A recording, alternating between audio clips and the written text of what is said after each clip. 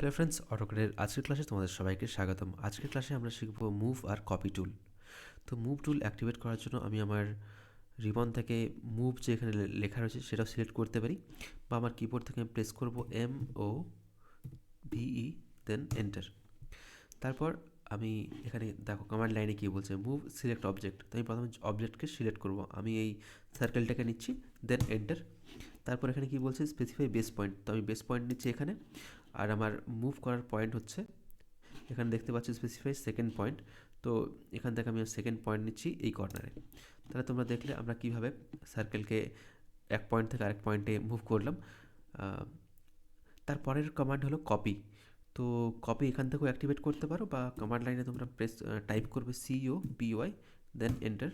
তারপর তোমাকে এখানে কি বলছে, কপি সিলেক্ট অবজেক্টস। তো আমি এই অবজেক্টটাকে সিলেক্ট করলাম, এই সার্কেলটাকে সিলেক্ট করলাম, দেন এন্টার। তারপর এখানে বলছে স্পেসিফাই বেস পয়েন্ট। তো আমি এখানে নিচ্ছি বেস পয়েন্ট। এখান থেকে আমি এখানে একটা কপি তৈরি করছি এই কর্নারে, তারপর এখানে একটা এই কর্নারে একটা কপি তৈরি করছি, তারপর এখানে একটা তৈরি করছি। তারপর আমি প্রেস করব এন্টার।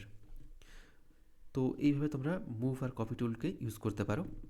কপি টুলের আরেকটা আমি ফাংশন বলে দিয়ে রাখছি। তুমি কপি টুলকে সিলেক্ট করলে তারপর মানে এই এইভাবে আমরা মাল্টিপল কপিজ তৈরি করতে পারি, দেখাচ্ছি। তারপর তুমি অবজেক্ট সিলেক্ট করলে, তারপর এন্টার প্রেস করলে, তারপর তুমি বেস পয়েন্ট ধরো এই কর্নার নিলে, তারপর এখানে দেখতে পাচ্ছ এখানে একটা অপশান বলছে অ্যারে। তো আমি অ্যারেতে ক্লিক করলাম। তারপর এখানে বলছে enter number of items two array. আমি নাম্বারস নিচ্ছি 5, দেন এন্টার।